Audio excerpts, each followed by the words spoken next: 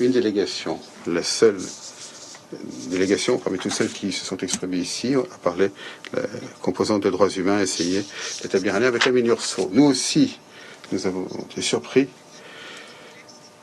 très surpris par cette intervention, parce que c'est un exemple extraordinaire de manipulation sélective. Cette délégation vient de se découvrir une nouvelle passion pour le droit international et le droit humanitaire. Je voudrais lui rappeler quelques réalités qui sont délibérément soit ignorées, soit oubliées.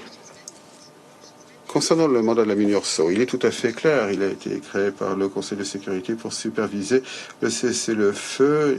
Ça a été clairement défini par le Conseil de sécurité. Toute tentative de cette délégation de déformer la présentation de son rôle nous induit en erreur. Contrairement à ce qui était suggéré, 7 opérations de paix des Nations Unies sur 11 n'ont pas de mandat de surveillance des droits humains. Nous aussi, nous posons la question, pourquoi est-ce que cette délégation, dans une démonstration flagrante de poids de mesure, ne met l'accent que sur la MINURSO et ignore complètement les autres opérations de maintien de la paix? Permettez-moi d'ajouter que le Conseil de sécurité attribue ses mandats sur la base des situations particulières sur le terrain. Ce n'est ni une règle systématique ni une exception, c'est une décision prise au cas par cas. En outre, malgré les tentatives constantes et désespérées de cette même délégation en octobre dernier, le Conseil de sécurité a rejeté en bloc l'inclusion des mécanismes de surveillance des droits humains dans le mandat de la MINURSO. Ce rejet n'était pas un accident, il réaffirmait que la situation des droits humains au Sahara marocain ne nécessite pas un tel mécanisme.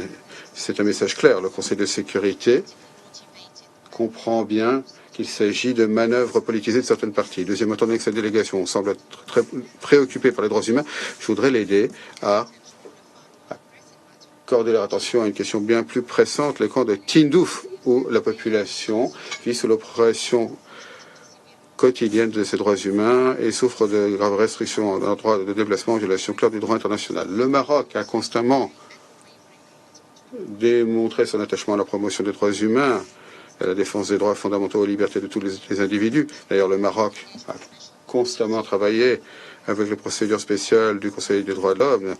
Nous avons accueilli plusieurs visites d'experts de l'ONU. Nous avons coopéré afin de promouvoir la transparence, le dialogue et les progrès.